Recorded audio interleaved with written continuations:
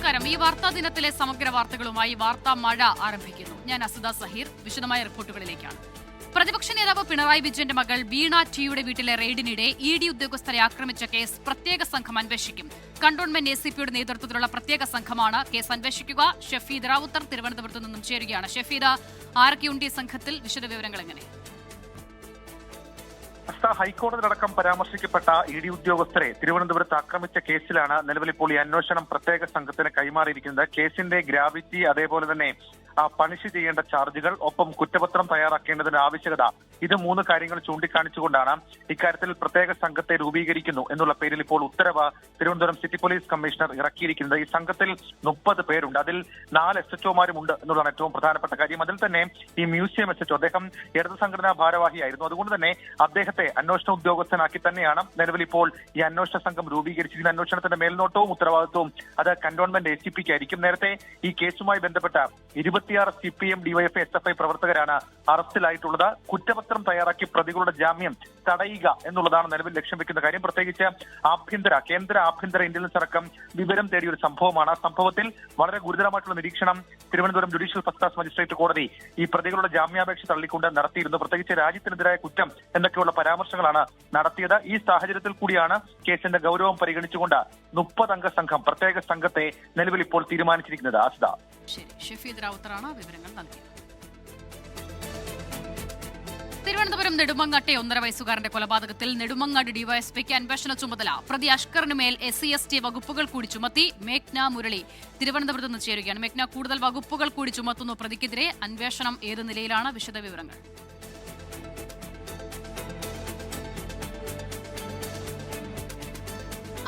ഈ രണ്ടാം അച്ഛനായിട്ടുള്ള അഷ്കറിനെതിരെ കൊലപാതക ശ്രമം, അതുപോലെ തന്നെ കുട്ടിയോടുള്ള ക്രൂരത, അതുപോലെ തന്നെ പുതിയതായി ഇപ്പോൾ SC/ST വകുപ്പുകൾ കൂടി ചുമത്തിയിട്ടുണ്ട്. ഇപ്പോൾ DYSP ആയിട്ടുള്ള ബൈജുകുമാറിനാണ് പുതിയ അന്വേഷണ ചുമതല. ഇതുമായി ബന്ധപ്പെട്ട തിരുവനന്തപുരം റൂറൽ SP ഉത്തരവിറക്കിയിട്ടുണ്ട്. നാളെ മുതൽ DYSPയുടെ നേതൃത്വത്തിലായിരിക്കും അന്വേഷണം പുരോഗമിക്കുന്നുണ്ടാവുക. അതിൽ കൂടുതൽ വകുപ്പുകൾ ഉണ്ടാകുമെന്ന് തന്നെയാണ് മനസ്സിലാക്കാൻ കഴിയുന്നത്. കാരണം വിവിധ പരാതികൾ ഈ അഷ്കറിനെതിരെ ഉണ്ട്. അതുപോലെ തന്നെ ഈ കുട്ടിയോട് നടത്തിയതും ഒരു ക്രൂരകൃത്യം. കാരണം 91 മുറിവുകൾ കുഞ്ഞു കുട്ടിയുടെ ശരീരത്തിൽ മാത്രമുണ്ട്. അതുപോലെ തന്നെ സിഗരറ്റ് കൊണ്ട് പൊള്ളിക്കുന്നു, തലയിടിപ്പിക്കുന്നു അടക്കമുള്ള വലിയ വിവരങ്ങളാണ് പുറത്തു വരുന്നത്. അതുകൊണ്ട് തന്നെ കൂടുതൽ വകുപ്പുകൾ അഷ്കറിനെതിരെ ചുമത്താനാണ് സാധ്യത. അതുപോലെ തന്നെ സമാന്തരമായി ചിറയൻകീഴ് സ്വദേശിയായിട്ടുള്ള യുവതിയുടെ ബന്ധം, ഈ അഷ്കറിന് യുവതിയുമായി ബന്ധമുണ്ടായിരുന്നു. അതിനുശേഷമാണ് യുവതിയെ മരിച്ച നിലയിൽ കണ്ടെത്തുന്നത്. ആ കേസിലും ഒരു അന്വേഷണം ഉണ്ടാകും. അതുപോലെ തന്നെ തിരുവനന്തപുരം മെഡിക്കൽ കോളേജ് റീഹാബിലിറ്റേഷൻ സെന്ററിൽ ഇപ്പോൾ ചികിത്സയിൽ കഴിയുന്ന മുൻ ഭാര്യയായിട്ടുള്ള ആമിനയുടെ പരാതിയിലും അന്വേഷണം ഉണ്ടാകും. പ്രത്യേക അന്വേഷണ സംഘത്തെ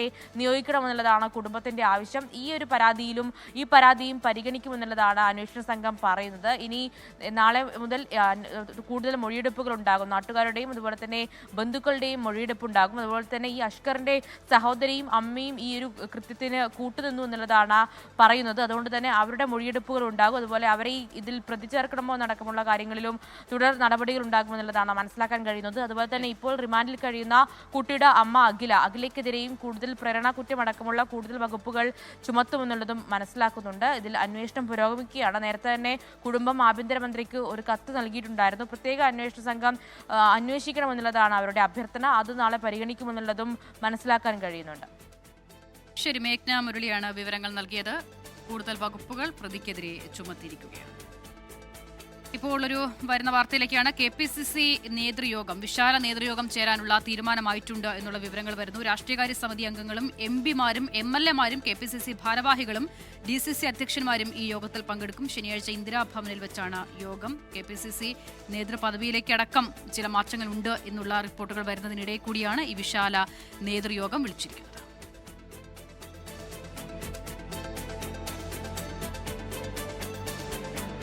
മറ്റൊരു വാർത്തയിലേക്ക്. UDF തെരഞ്ഞെടുപ്പ് കമ്മിറ്റി ഓഫീസിൽ ക്ഷേമ പെൻഷൻ വിതരണം. മലപ്പുറം പുൽപ്പറ്റ പഞ്ചായത്തിലെ കാരപ്പറമ്പിലെ ഓഫീസിലാണ് ചട്ടം ലംഘിച്ച് പെൻഷൻ വിതരണം ചെയ്തത്.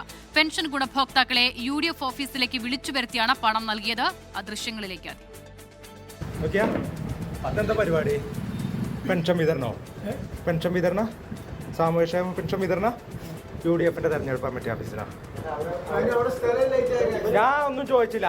അനക്ക് പരി എത്തിക്കാൻ 25 ഉറുപ്പിച്ച് വാങ്ങിയിട്ട് UDFന്റെ തെരഞ്ഞെടുപ്പ് കമ്മിറ്റി ഓഫീസിൽ നിന്ന് ഇത്രയും ആളുകളെ നിലനിർത്തിയാണ്ട് പഞ്ചായത്ത് പ്രസിഡന്റിന്റെ അധ്യക്ഷതയിൽ കൊടുത്തോ? 25 വാങ്ങിനു, എൻ്റെ ബാങ്ക് 30 വാങ്ങിയില്ലേ? ജെരി ഒപ്പിട്ടെടുത്തോ വേണ്ടാന്ന് വീട്ടിൽ എത്തിക്കാനും സർക്കാർ ചെയ്യുമല്ലേ? എന്താണ് സർക്കാരിന്റെ ഓർഡർ? സർക്കാരിന്റെ ഓർഡർ എന്താ? സർക്കാരിന്റെ ഓർഡർ എന്താ? ഇത് പഞ്ചായത്ത് പ്രസിഡന്റ്, ഇത് പൈസ, ഇത് ഓർഡറുകൾ.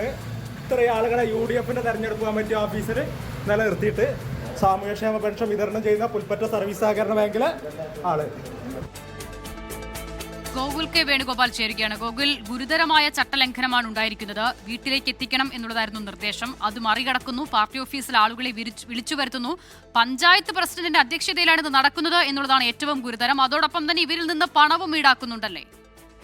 അത് ഗൗരവമായ കാര്യമാണ്. രണ്ട് രീതിയിലാണ് ഈ പറഞ്ഞ പോലെ ക്ഷേമ പെൻഷന്റെ വിതരണം സാധാരണഗതിയിൽ നടക്കാറുള്ളത്. ഒന്ന്, ഈ ഉപഭോക്താവിന്റെ ബാങ്ക് അക്കൗണ്ട് വഴി അവർക്ക് പണം അയച്ചു നൽകും. മറ്റൊന്ന്, ഈ പറയുന്ന ഏത് ബാങ്കിനാണോ ചുമതലയുള്ളത് ആ ബാങ്കിലെ ജീവനക്കാർ, ബന്ധപ്പെട്ട ആളുകൾ ഗുണഭോക്താവിന്റെ വീട്ടിൽ പെൻഷൻ എത്തിക്കുകയാണ് ചെയ്യേണ്ടത്. എന്നാൽ അതിന് വിരുദ്ധമായിട്ടാണ് ഇപ്പോൾ പുൽപ്പറ്റ സർവീസ് സഹകരണ ബാങ്കിന്റെ നേതൃത്വത്തിൽ പുൽപ്പറ്റ പഞ്ചായത്തിലെ കാരാപ്പറമ്പ്, കളത്തുംപടി എന്നീ 2 വാർഡുകളിലെ പെൻഷൻ ഗുണഭോക്താക്കൾക്ക് UDF തെരഞ്ഞെടുപ്പ് കമ്മിറ്റി ഓഫീസിലേക്ക് വിളിച്ചു വരുത്തി അവർക്ക് പെൻഷൻ വിതരണം ചെയ്യുന്ന ഒരു സാഹചര്യം ഉണ്ടായിട്ടുള്ളത്.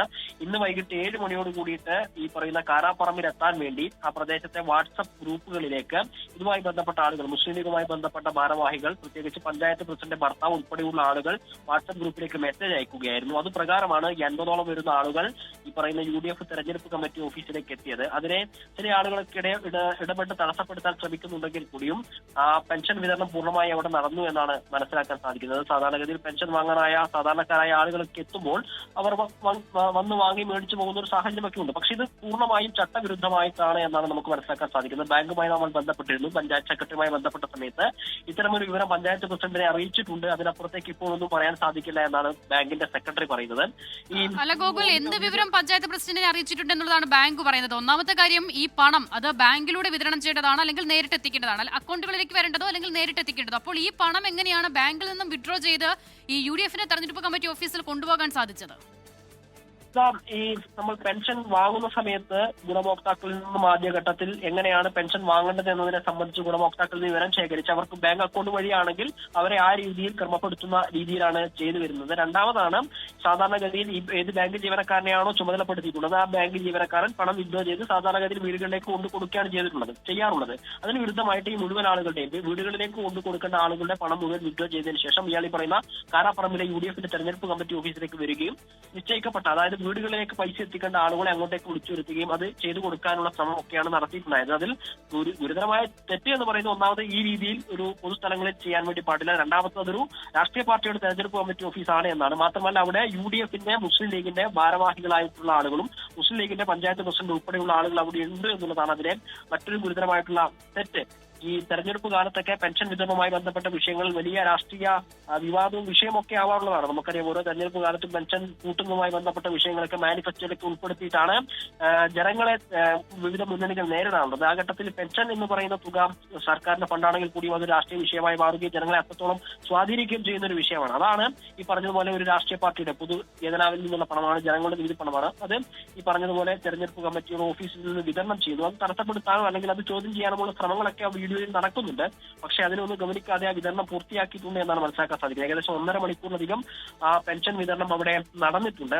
അതുമായി ബന്ധപ്പെട്ട പരാതിയൊന്നും ഔദ്യോഗികമായി ഇപ്പോൾ ഉയർന്നു വന്നിട്ടില്ല. ആ വീഡിയോയിൽ നമുക്ക് കാണാൻ വേണ്ടി സാധിക്കും. എന്താണ് ഇവിടെ വിതരണം ചെയ്യുന്നത് എന്ന് ചോദിക്കുന്ന സമയത്ത് ഈ വിതരണം ചെയ്യേണ്ട ജീവനക്കാരന് അസുഖമാണ്, അതിനാലാണ് ഈ രീതിയിൽ ആളുകളിലേക്ക് വരാൻ വേണ്ടി പറഞ്ഞത് എന്നൊക്കെ പറയുന്നുണ്ട്. പക്ഷേ ഇന്ന് അടിയന്തരമായി പെൻഷൻ വിതരണം ചെയ്ത് തീർക്കേണ്ടതല്ല എന്നാണ് നമ്മൾ ഈ ഘട്ടത്തിൽ മനസ്സിലാക്കുന്നത്. ജൂൺ 5 വരെ സാവകാശമുണ്ട്.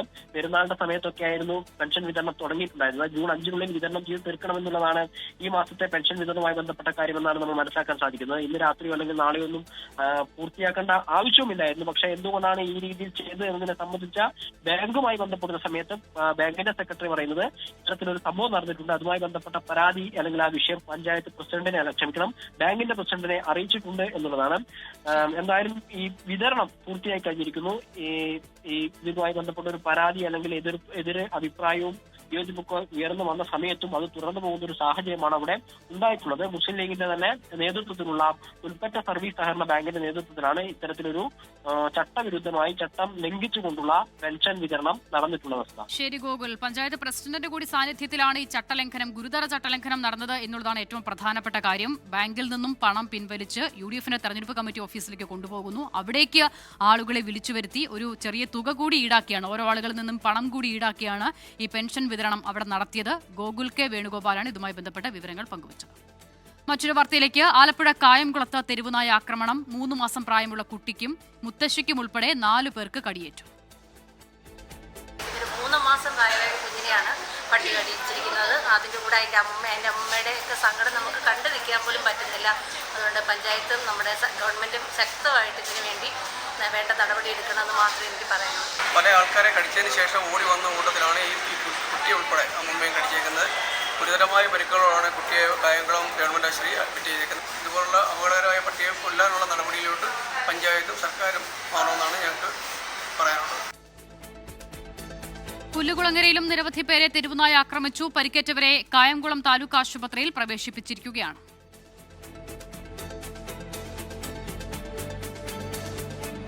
CBSE പരീക്ഷാ നടത്തിപ്പിലെ വീഴ്ചയിൽ നടപടിയുമായി കേന്ദ്ര സർക്കാർ. CBSE ചെയർമാനെയും സെക്രട്ടറിയെയും മാറ്റി. പ്രധാനമന്ത്രിയുടെ ഓഫീസിന്റെ നിർദ്ദേശപ്രകാരമാണ് നടപടി. ലോഖണ്ഡെ പ്രശാന്ത് സീതാറാം പുതിയ ചെയർമാനാകും. വരുൺ ഭരദ്വാജാണ് പുതിയ സെക്രട്ടറി. CBSE 12ാം ക്ലാസ് പുനർമൂല്യനിർണ്ണയ വിവാദങ്ങൾക്ക് പിന്നാലെയാണ് ചെയർമാൻ രാഹുൽ സിംഗിനെയും സെക്രട്ടറി ഹിമാൻഷു ഗുപ്തയെയും സ്ഥലം മാറ്റിയത്. ഓൺ സ്ക്രീനിംഗ് മാർക്കിംഗുമായി ബന്ധപ്പെട്ട പ്രശ്നങ്ങൾ പ്രത്യേക സമിതി പരിശോധിക്കും. CBSE പുനർമൂല്യനിർണ്ണയ പോർട്ടലിന് നേരെയുണ്ടായ സൈബർ ആക്രമണം കേന്ദ്ര സർക്കാരിന്റെ സൈബർ സുരക്ഷാ വിദഗ്ധർ നിരീക്ഷിച്ചു വരികയാണെന്നും കുറ്റക്കാർക്കെതിരെ കടുത്ത നടപടിയുണ്ടാകുമെന്നും വിദ്യാഭ്യാസ മന്ത്രാലയം അറിയിച്ചു. സാങ്കേതിക തടസ്സങ്ങളെ തുടർന്ന് പ്രവർത്തനരഹിതമായിരുന്ന പോർട്ടൽ വീണ്ടും പ്രവർത്തനം ആരംഭിച്ചതിന് പിന്നാലെയാണ് സൈബർ ആക്രമണ ശ്രമം ഉണ്ടായത്. സേവനങ്ങൾ തടസ്സപ്പെടുത്താനായിരുന്നു നീക്കം. അനധികൃതമായി ചില ഫയലുകളിൽ കടന്നുകയറാൻ ശ്രമം നടന്നു. സൈബർ ആക്രമണ നീക്കം പ്രതിരോധിച്ചുവെന്ന് CBSE വ്യക്തമാക്കി. ഇതിനോടകം 16,000-ലധികം വിദ്യാർത്ഥികൾ പുനർമൂല്യനിർണ്ണയത്തിനായുള്ള അപേക്ഷകൾ വിജയകരമായി സമർപ്പിച്ചു. 24 ഡൽഹി. പെട്രോൾ ഡീസൽ വില വർധനയുടെ ആഘാതം കുറയ്ക്കാൻ ഇടപെടുമെന്ന മുൻ നിലപാടിൽ നിന്ന് മലക്കം മറിഞ്ഞ് മുഖ്യമന്ത്രി VD സതീശൻ. ഇടതു സർക്കാർ ഏർപ്പെടുത്തിയ ഇന്ധന സർചാർജ് കുറയ്ക്കില്ലെന്ന് മുഖ്യമന്ത്രി നിയമസഭയിൽ അറിയിച്ചു. പ്രതിപക്ഷത്തിരുന്നപ്പോൾ ശക്തമായി എതിർത്തിരുന്ന അധിക നികുതി വരുമാനം വേണ്ടെന്ന് വെക്കുമോ എന്ന പ്രതിപക്ഷത്തിന്റെ ചോദ്യത്തിനാണ് മുഖ്യമന്ത്രിയുടെ മറുപടി. വിലക്കയറ്റ വിഷയത്തിലെ അടിയന്തര പ്രമേയ നോട്ടീസ് തള്ളിയതിൽ പ്രതിഷേധിച്ച് പ്രതിപക്ഷം നിയമസഭയിൽ നിന്നും ഇറങ്ങിപ്പോയി. 16ാം കേരള നിയമസഭയിൽ ആദ്യമായി സഭ നിർത്തിവച്ച് ചർച്ച ചെയ്യുവാനുള്ള ഉപക്ഷേപം നൽകിയത് മുൻ ധനകാര്യമന്ത്രി KN ബാലഗോപാൽ. ഇന്ധനവില വർധന വിലക്കയറ്റം രൂക്ഷമാക്കിയെന്നത് ഭാഗികമായി ശരിയാണെന്ന് അംഗീകരിച്ചു മുഖ്യമന്ത്രി. ഇന്ധന പാചകവാതക വില നിരന്തരം വർദ്ധിക്കുകയാണെന്നും അനിശ്ചിതത്വം അവസാനിച്ചാലേ എന്ത് നടപടി സ്വീകരിക്കാൻ കഴിയൂ എന്ന് പറയാൻ സാധിക്കൂ എന്നും മുഖ്യമന്ത്രി VD സതീശൻ.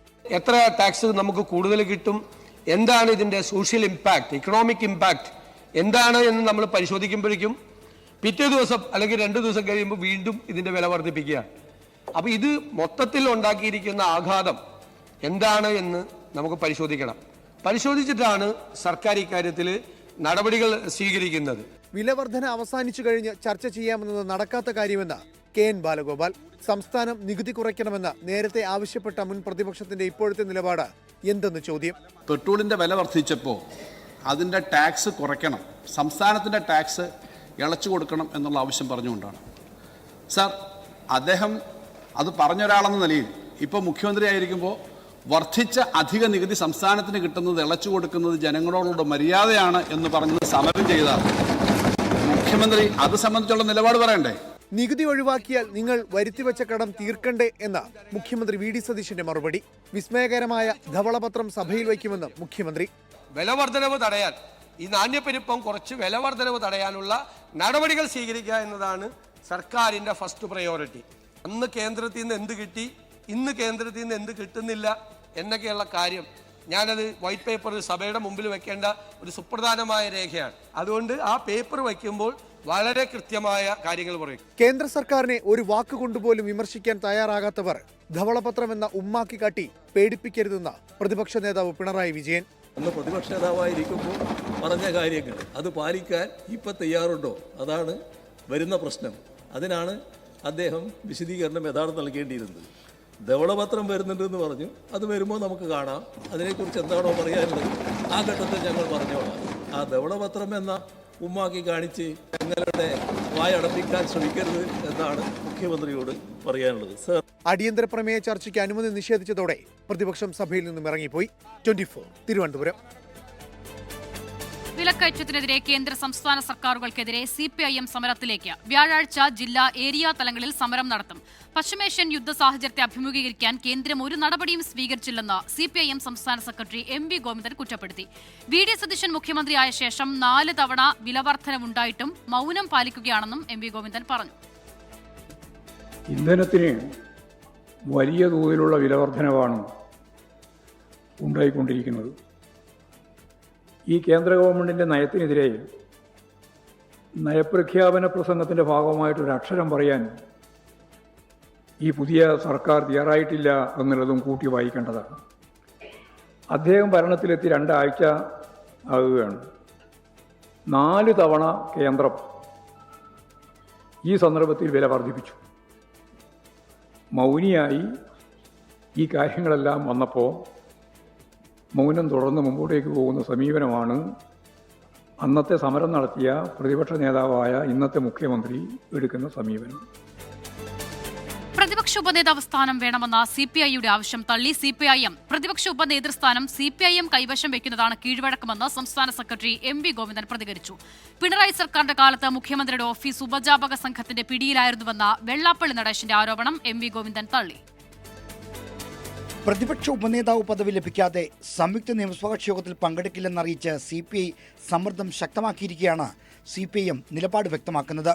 CPIയുടെ ആവശ്യം അംഗീകരിക്കില്ലെന്ന് കൃത്യമായി സൂചിപ്പിക്കുന്നതാണ് MV ഗോവിന്ദന്റെ പ്രതികരണം. ആ പോസ്റ്റ് വന്നത് മുതൽ ഇടതുപക്ഷ ജനാധിപത്യ മുന്നണിയുടെ ഭാഗമായിട്ട് CPIM ആണ് പ്രതിപക്ഷ നേതാവും ഉപനേതാവും എന്ന രീതിയിൽ. മുമ്പ് VS അച്യുതാനന്ദൻ പ്രതിപക്ഷ നേതാവും കോടിയേരി ബാലകൃഷ്ണൻ ഉപനേതാവുമായിട്ടായിരുന്നു ഉണ്ടായിരുന്നത്. അത് നേരത്തെ പറഞ്ഞ കീഴ്വഴക്കാണ്. ഞങ്ങൾ ആ പ്രശ്നങ്ങളൊക്കെ പരിഹരിച്ചു പോവുക തന്നെയാണ്.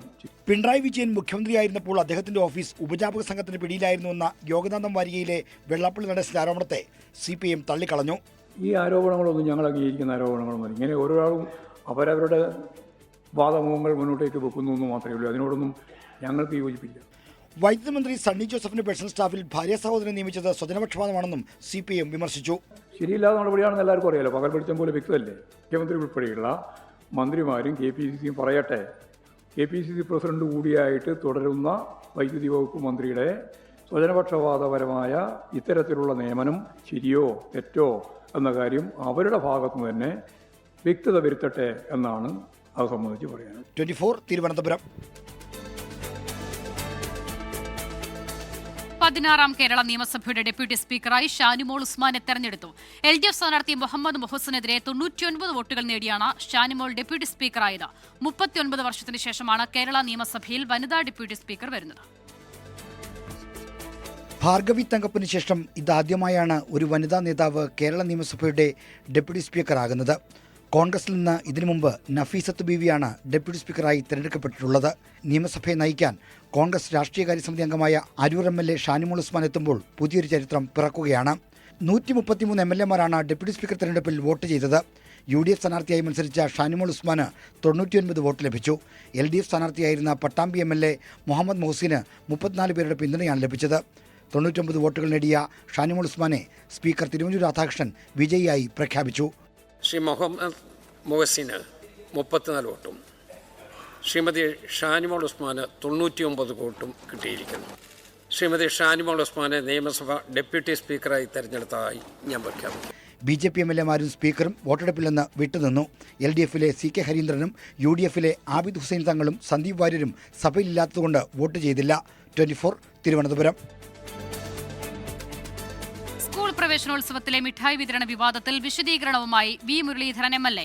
പരിപാടി വേഗം പൂർത്തിയാക്കാനാണ് ആ രീതിയിൽ വിതരണം ചെയ്തതെന്നാണ് ഫേസ്ബുക്കിലൂടെയുള്ള വിശദീകരണം. V മുരളീധരൻ പരസ്യമായി മാപ്പ് പറയണമെന്ന് മുൻ വിദ്യാഭ്യാസ മന്ത്രി V ശിവൻകുട്ടി ആവശ്യപ്പെട്ടു.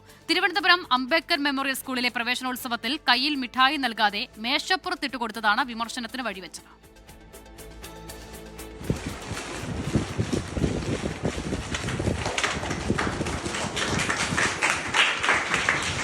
കട്ടേല ഗവൺമെന്റ് ട്രൈബൽ LP സ്കൂളിലെ പ്രവേശനോത്സവത്തിലാണ് സംഭവം. മിഠായി വിദ്യാർത്ഥികളുടെ കയ്യിലേക്ക് നൽകാതെ മേശപ്പുറത്ത് തട്ടിയിട്ട് കൊടുക്കുകയായിരുന്നു പരിപാടിയിൽ മുഖ്യാതിഥിയായിരുന്ന വി മുരളീധരൻ. വിവാദമായതിനു പിന്നാലെ വിശദീകരണവുമായി വി മുരളീധരൻ MLA രംഗത്തെത്തി. പരിപാടി വേഗം പൂർത്തിയാക്കാനാണ് ആ രീതിയിൽ വിതരണം ചെയ്തതെന്നാണ് ഫേസ്ബുക്കിലൂടെയുള്ള MLAയുടെ വിശദീകരണം. ഈ ചെറിയ കാര്യത്തിനാണ് CPIM ജാതിവിദ്വേഷത്തിന്റെ നിറം കൊടുക്കാൻ ശ്രമിച്ചത്. നിയമസഭ തല്ലിത്തകർത്ത വി ശിവൻകുട്ടിയിൽ നിന്ന് സംസ്കാരം പഠിക്കേണ്ട ഗതികേട് തൽക്കാലമില്ലെന്നും വി മുരളീധരൻ ഫേസ്ബുക്കിൽ കുറിച്ചു. വി മുരളീധരൻ കുട്ടികളോട് പരസ്യമായി മാപ്പ് പറയണമെന്ന് മുൻ വിദ്യാഭ്യാസ വകുപ്പ് മന്ത്രി വി ശിവൻകുട്ടി ആവശ്യപ്പെട്ടിരുന്നു. ഒരു വലിയ ജന്മിയുടെ മട്ടിൽ ഇതെല്ലാം പട്ടികജാതി കുട്ടികളാണ്, വേണമെങ്കിൽ എടുത്ത് കഴിക്കട എന്നുള്ള ഒരു ബോഡി ലാംഗ്വേജോടുകൂടി മുട്ടായി വിതറുന്ന സീനാണ് നമ്മൾ ദൃശ്യമാധ്യമങ്ങളിലൂടെ കണ്ടത്. കുട്ടികളെ അടുത്ത് പോയി തനിക്ക് തെറ്റുപറ്റിയെന്ന് മാപ്പ് കുട്ടികളോട് പറയണം. കുട്ടികളോട് പറയുകയും മുട്ടായി വാങ്ങിക്കൊണ്ട് കുട്ടികളുടെ കയ്യിൽ വാത്സല്യപൂർവ്വം കൊടുക്കുകയും ചെയ്യണം. അതാണ് ഒരു അന്തസ്സ്. സംഭവം നടക്കുമ്പോൾ ഇടപെടാതെ നോക്കി നിന്ന മന്ത്രി KA തുളസിക്കെതിരെയും വലിയ വിമർശനമാണ് ഉയരുന്നത്. 24 തിരുവനന്തപുരം. വൈദ്യുതി മന്ത്രി സണ്ണി ജോസഫിന്റെ പേഴ്സണൽ സ്റ്റാഫിൽ അടുത്ത ബന്ധുവിന് ഉയർന്ന പദവിയിൽ നിയമനം. സഹോദരി ഭർത്താവ് ബെന്നി തോമസിനെയാണ് അഡീഷണൽ പ്രൈവറ്റ് സെക്രട്ടറിയായി നിയമിച്ചത്. എന്നാൽ DCC ജനറൽ സെക്രട്ടറിയായ ബെന്നി തോമസിന്റെ ദീർഘകാല രാഷ്ട്രീയ പാരമ്പര്യം കണക്കിലെടുത്താണ് നിയമനമെന്നാണ് മന്ത്രിയുടെ ഓഫീസിന്റെ വാദം. ഇടത് സർക്കാരിന്റെ കാലത്ത് PK ശ്രീമതിയും EP ജയരാജനും KT ജലീലും നടത്തിയ ബന്ധുനിയമനം UDF നേതൃത്വം ശക്തമായി വിമർശിച്ചതാണ്. ഇതിന് സമാനമാണ് വൈദ്യുതി മന്ത്രിയുടെ സഹോദരി ഭർത്താവിനെ അഡീഷണൽ പ്രൈവറ്റ് സെക്രട്ടറിയാക്കിയത് എന്നാണ് വിമർശനം. ഇന്നലെ വൈകിട്ടാണ് സ്റ്റാഫ് അംഗങ്ങളുടെ ലിസ്റ്റ് പുറത്തുവിട്ടത്. കണ്ണൂർ ഉളിക്കൽ സ്വദേശിയും കോൺഗ്രസ് നേതാവുമായ ബെന്നി തോമസിനെയാണ് അഡീഷണൽ പ്രൈവറ്റ് സെക്രട്ടറിയായി നിയമിച്ചത്. KPCC പ്രസിഡന്റായപ്പോൾ സണ്ണി ജോസഫിന്റെ സഹായിയായി കൂടെ പ്രവർത്തിച്ച യൂത്ത് കോൺഗ്രസ് നേതാവ് സുദീപ് ജെയിംസ് ഉൾപ്പെടെ 13 പേരെയാണ് പേഴ്സണൽ സ്റ്റാഫിൽ നിയമിച്ച് ഉത്തരവിറക്കിയത്. ബെന്നി നിലവിൽ കണ്ണൂർ DCC ജനറൽ സെക്രട്ടറിയാണ്. എന്നാൽ നിയമനം സ്വജനപക്ഷപാതമെന്ന് CPIM കുറ്റപ്പെടുത്തി. VD സതീശൻ ഉൾപ്പെടെയുള്ള മുഖ്യമന്ത്രി ഉൾപ്പെടെയുള്ള മന്ത്രിമാരും KPCCയും പറയട്ടെ, KPCC പ്രസിഡന്റ് കൂടിയായിട്ട് തുടരുന്ന വൈദ്യുതി വകുപ്പ് മന്ത്രിയുടെ സ്വജനപക്ഷപാതപരമായ ഇത്തരത്തിലുള്ള നിയമനം ശരിയോ തെറ്റോ എന്ന കാര്യം അവരുടെ ഭാഗത്തുനിന്ന് തന്നെ വ്യക്തത വരുത്തട്ടെ എന്നാണ് അത് സംബന്ധിച്ച് പറയാനുള്ളത്. സണ്ണി ജോസഫും ബെന്നിയും ബന്ധുക്കളാകുന്നതിന് മുൻപേ കോൺഗ്രസ് പ്രവർത്തകരായിരുന്നുവെന്നാണ് കോൺഗ്രസ് നേതൃത്വത്തിന്റെ വിശദീകരണം. ബെന്നി ഉളിക്കൽ പഞ്ചായത്ത് പ്രസിഡന്റ്, ഉളിക്കൽ സഹകരണ ബാങ്ക് സെക്രട്ടറി എന്നീ നിലകളിലും പ്രവർത്തിച്ചിട്ടുണ്ട്. പേരാവൂരിലെ കോൺഗ്രസ് പരിപാടികളുടെ മുഖ്യ സംഘാടകനായും ബെന്നി പ്രവർത്തിച്ചിരുന്നുവെന്നാണ് കോൺഗ്രസ് നേതൃത്വത്തിന്റെ വിശദീകരണം. 24 തിരുവനന്തപുരം. എറണാകുളം മലയിടംതുരുത്തിലെ കുടിയൊഴിപ്പിക്കലിൽ മുഖ്യമന്ത്രി VD സതീശന്റെ വാദം തള്ളി കുടുംബങ്ങൾ. പുനരധിവാസത്തിന് സമ്മതിച്ചുവെന്ന് മുഖ്യമന്ത്രി പറഞ്ഞത് അടിസ്ഥാനരഹിതമെന്ന് കുടുംബങ്ങൾ 24നോട് പറഞ്ഞു. വിഷയത്തിൽ ഒരു ചർച്ച പോലും നടന്നിട്ടില്ലെന്നും മുഖ്യമന്ത്രി ആരെങ്കിലും തെറ്റിദ്ധരിപ്പിച്ചതാകാമെന്നും മലയിടംതുരുത്ത് നിവാസികൾ പറഞ്ഞു. പുനരധിവാസത്തിന് തയ്യാറാണെന്ന് ഉറപ്പ് കിട്ടിയെന്നാണ് നിയമസഭയിൽ ഇന്ന് മുഖ്യമന്ത്രി അറിയിച്ചത്. കുന്നത്തുനാട് MLA VP സജീന്ദ്രനാണ് വിഷയം എത്രയും വേഗം പരിഹരിക്കണമെന്നാവശ്യപ്പെട്ട ശ്രദ്ധ ക്ഷണിക്കലായി സഭയിൽ ഉന്നയിക്കുന്നത്. സ്ഥലം നൽകി വീട് നിർമ്മിച്ചു നൽകാൻ സർക്കാർ തയ്യാറാണെന്ന് അറിയിച്ചിട്ടുണ്ടെന്നും താമസക്കാർ സമ്മതം അറിയിച്ചെന്നുമായിരുന്നു ഇതിൽ മുഖ്യമന്ത്രിയുടെ പ്രതികരണം. അവർക്ക് സ്ഥലം കൊടുത്ത് വീട് നിർമ്മിച്ചു കൊടുക്കാൻ തയ്യാറാണ് എന്നൊരു സർക്കാർ അറിയിച്ചിട്ടുണ്ട്. അവർ ആ വിഷയം അംഗീകരിച്ചിട്ടുണ്ട്. കുടിയൊഴിപ്പിക്കുന്ന കുടുംബങ്ങളെ പുനരധിവസിപ്പിക്കുക എന്നത് സർക്കാരിന്റെ പ്രഖ്യാപിത നയമെന്ന് റവന്യൂ മന്ത്രി AP അനിൽകുമാറും പറഞ്ഞിരുന്നു.